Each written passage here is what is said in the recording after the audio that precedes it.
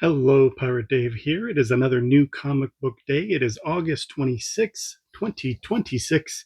Let's get right into it with some comic books. And up first is Absolute Wonder Woman number 23. This, of course, is being written by Kelly Thompson, and I believe it's being illustrated by Hayden Sherman this time around. And we'll see that nice big splash page that will let us know exactly what's happening. And of course, from the cover there, it's kind of given away to all readers. It's not exactly a spoiler, but it looks like we're going to see the appearance of Ares in this issue. And yes, writer Kelly Thompson, artist Hayden Sherman, and colorist Jordi Belair. You know, Absolute Wonder Woman is getting a little bit more traction, a little bit more market share, I would say, in the Absolute series. Um, Obviously, Absolute Batman has not lost its appeal or its popularity entirely, but I do see a lot more people talking positively about Absolute Wonder Woman and kind of, talking a little bit negatively about Absolute Batman. It's not exactly a competition between the two, although I guess, them being DC properties, it's possible that some readers are buying one over the other. So it's interesting to see how the Absolute series is shaping up. Up next is Next Shot, the Deadshot one shot. As you can see, this is the Mark Spears foil variant. It's so shiny. I love it. It's great. And of course, with DC variants, you get that A cover on the inside. The variant is actually just a cardstock, not just, but a cardstock cover on the outside. So you're paying an extra, in this case, a couple dollars actually, $3 in fact. I think the foil variant was $7.99. But I am a big Deadshot fan. He is one of my favorite characters, and I'm really glad to see him get one a one shot to himself. Next level one shot, I guess is what I is what it's called. I called it a next shot. Very interesting. Deadshot knows something that he shouldn't, apparently, and I would imagine that we're going to find out what that is in this book. And of course, if you've checked out any of the preview pages, these pages will not be new to you. Very excellent illustration, of course. And we have some writer credits coming up here because this, I don't want to spoil too much for those that don't want any more than what the preview pages give you. This gives a nice little 2-page spread, just like Absolute Wonder Woman. You see a lot of books are doing that these days, and this won't be the only one. The script here is by Jerry Dugan. The art is Fernando Blanco, and color Jordi Belair. Once again, look at that. And you can see you can get cover credits on this splash page and a little bit of a blurb to orient on what's happening. I did flip through this. The illustrations on the later pages are absolutely incredible. I mean, the implications, I should say, are incredible. I wonder what exactly is happening in the larger DC world to merit that. And up next, we're going to do a twofer here because we've got Terminal number 1 and Terminal number 2.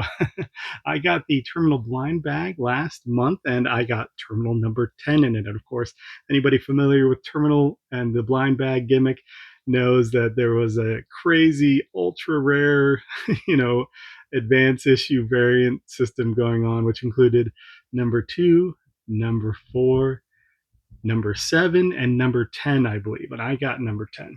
So I am glad to finally get oriented on what exactly Terminal is all about, because number 10 is kind of a departure from the main storyline, clearly, because it's introducing some new characters.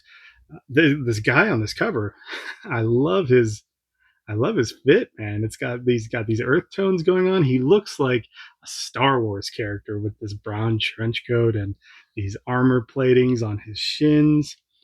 Absolutely interesting. We'll take a look at Terminal number 2 here because it is the same credits, I believe. Writers are Robert Kirkman and Joe Casey, and artist is Andy Kubert. And yes, it is also Kubert for that first issue as well. And I also looked through this, and look at this splash page on page 2. That is Crusher, and she is looking fantastic. And I gotta say, you see her on the A cover for Terminal number 1. When I saw her, like, immediately that that character really got me interested in this series. I was going to pick it up just to find out what she's all about. She has this really great, huge, muscle bound Rhea Ripley meets Grace Jones kind of look, and I'm just, hey, I'm into that. What are you going to say? Uh, Sorry, I didn't talk too much about Terminal there. I don't really, I don't really think it needs it. I think that Terminal has been kind of sweeping the industry the last month or so. So moving on to Hammer Fist. This is from Rick Remender, artist Steve Epting.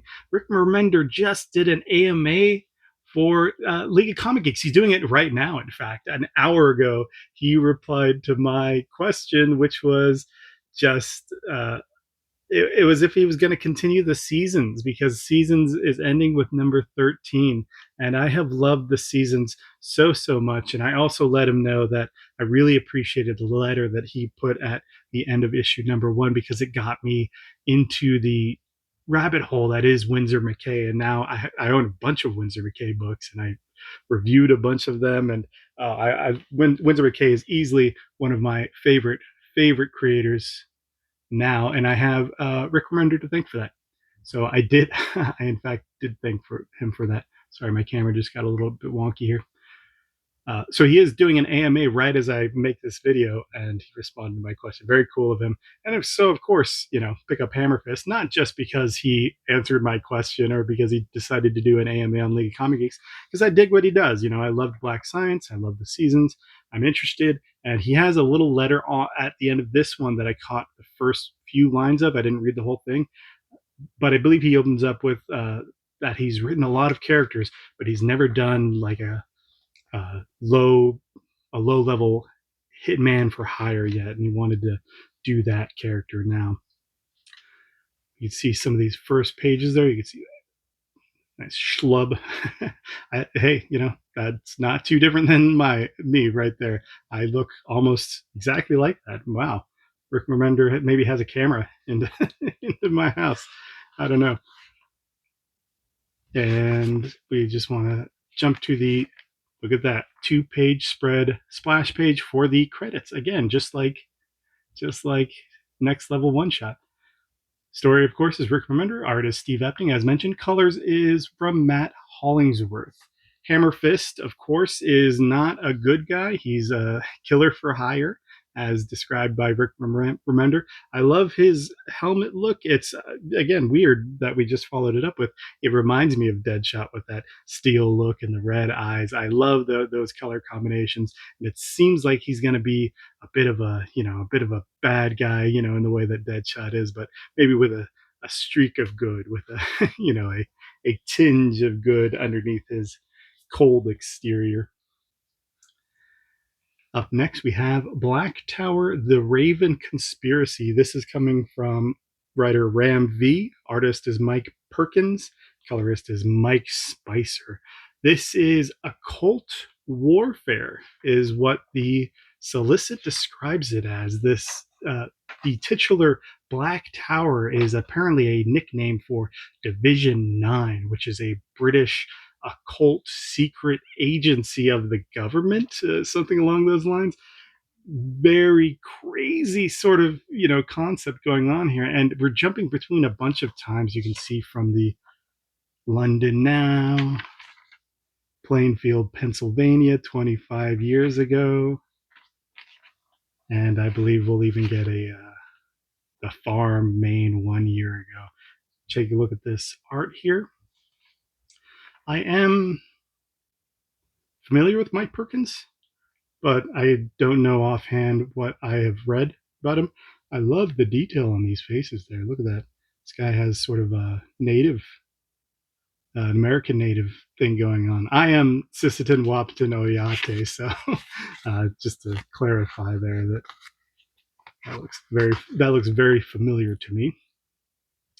And here is the credits page. As mentioned, writer Ramby, artist Mike Perkins, colorist Mike Spicer. What do you think about credits in the back of the book? It is a little odd, but if you're getting back there anyway, I guess perfectly fine. That should be interesting. Occult warfare, always Always fun. And speaking of the Colts, we have Vampirella. This is the mainline Vampirella from Christopher Priest. And I think that we're probably going to see some Ergen Gundez artwork in here. He seems to be. Oh no, he's not credited this time. He seems to have done a few pages of every one of the last couple of issues. But it looks like Davis Goten is getting full illustration duties on this one, and there is his art aesthetic. So it is vastly different from Ergen Gundez's. So if that's what's putting you off from the book, there you go. The aesthetic's back. Look at that nice splash page there on number 2. I always like a good page 2 splash page. It really sets the tone. And we're seeing much more of Father Gutierrez. He's basically the guy that's in charge of the Six Marys, which is the Catholic strike force team that gets sent out to do the wet work of the Catholic Church. It's very, very interesting, but we've only seen a little bit of the Six Marys in Christopher Priest's original series from 2019. So I'm excited to see much more of them going forward. And anytime I see Father Gutierrez, I'm hoping to see more of these Six Marys. To be honest, I don't recall offhand exactly what's going on in that mainline Vampirella series. I do know that the developments are always pretty complex, especially timeline wise. And continuing on with Vampirella, we have Witchblade Vampirella, one shot from Top Cow Dynamite. I've read one Witchblade book. It was the Resurgent book that came out last year or the year before. Kind of a crazy, deal going on there. It's this detective, I believe, who has this exosuit armor that she wears, and it's very deadly. Again, look at that page 2 splash page. I love it so much. Vampirella in the arms of this divine statue. That is such a great look right there. I'm sorry, I didn't give credits here. This one shot is written by Marguerite Bennett. I believe she is writing the current Witchblade series. Line art by Laura Braga, colors by Gibran Ferdian. And yeah, I mean, check out the art there. It kind of, I'm getting like a 2000s kind of vibe with the kind of cleanliness that's going on. I don't hate it. Um, it's just a little bit of a vibe because it certainly is otherwise a modern looking book. Look at this classic sort of man bat vampire going on here. And which she tases it. That is a taser. Why is she tasing this man bat creature? Yeah, no, use your Witchblade powers. What's going on? Oh, that's fun. Some nice big splash pages throughout. Just looking at the first few pages. So if you're into some sexy ladies and some nice big art featuring them, looks like Witchblade Vampirella is going to deliver on your expectations. I don't exactly know what's uniting them, but I guess we'll find out once we read into that. And lastly, for the floppies, there's this new book. It's called The Teenage Mutant Ninja Turtles by Eastman and Laird. We'll see if this gains some popularity here. It looks a little bit dated, but art and story by Kevin Eastman and Peter Laird. Special thanks to Quentin Eastman, sorry. And this book is dedicated to Jack Kirby and Frank Miller. Of course, I'm being coy. I am aware of the Teenage Mutant Ninja Turtles as a juggernaut franchise. I grew up with the cartoon as a kid, as well as the movies, the trilogy of films that they made back in the day. Even though people don't like number 3, where they go to Japan, I mean, I lived for those films and that cartoon show.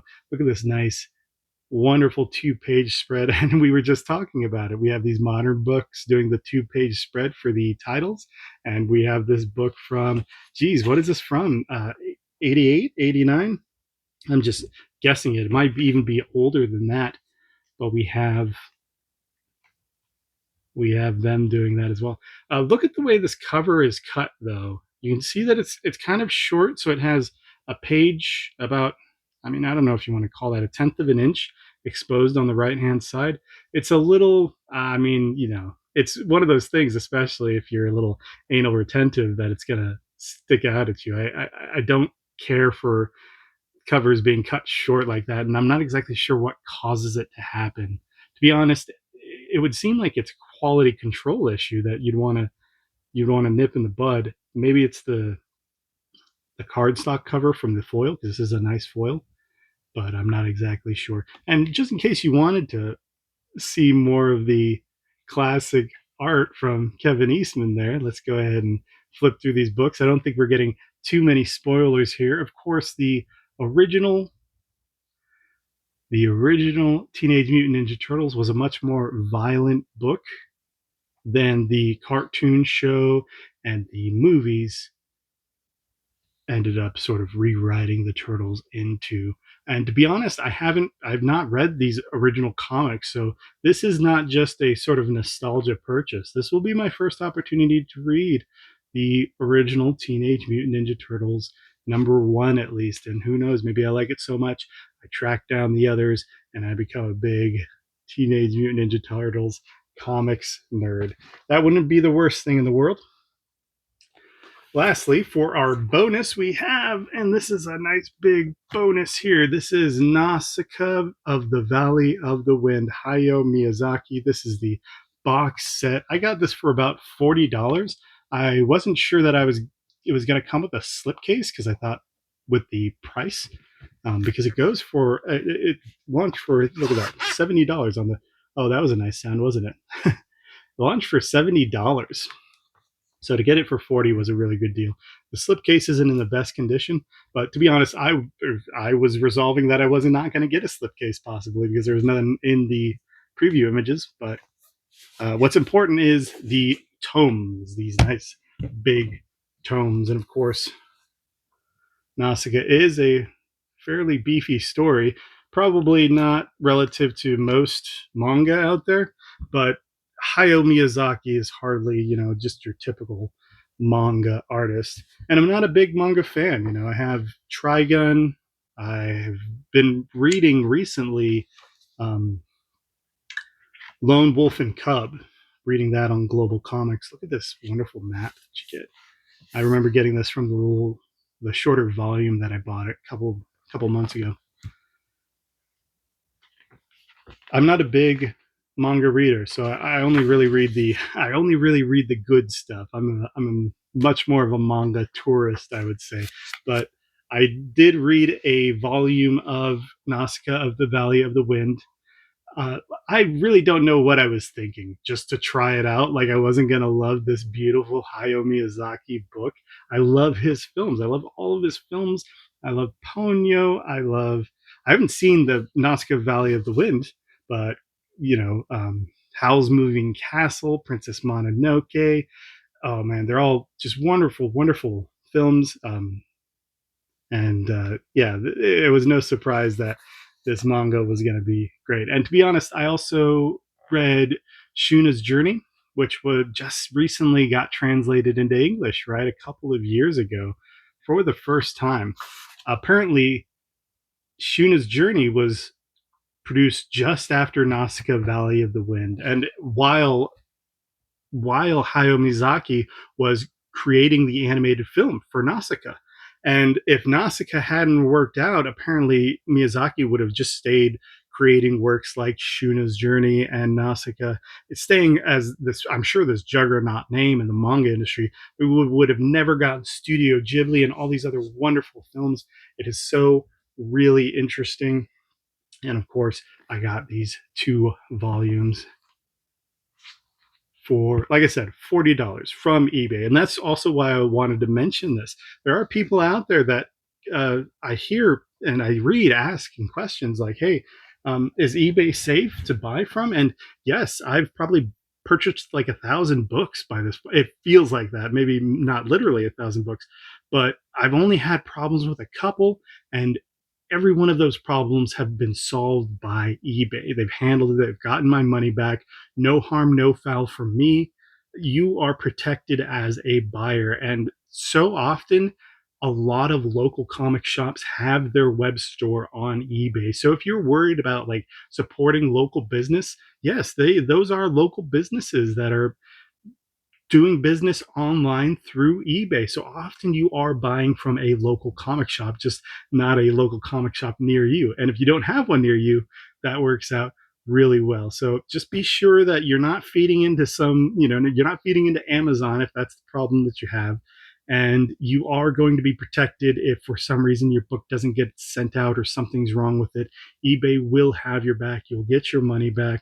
It is a great resource for finding physical media. And that's the other part that I wanted to mention is like I read a lot of digital comics on globalcomics.com. I highly recommend it because it's a very varied library. But we also have to do our part to support physical media if we love physical media. That's no shade against those who love digital media. If you prefer digital media, then support that. But if you're worried or you complain about physical media going the way of the dinosaur, you got to get out there and buy those books and buy from the secondary market, because the secondary market's willingness to move product is what will keep physical media going as well. The secondary market is just as important as buying physical books straight from the publisher, for example. Anyway, that's that's all for my lecture. I hope you're having a really great week. Obviously, I have a big week this week, and I've got a lot of great reading ahead of it, and I hope that you have the same problem that I do. Thank you very much. Bye.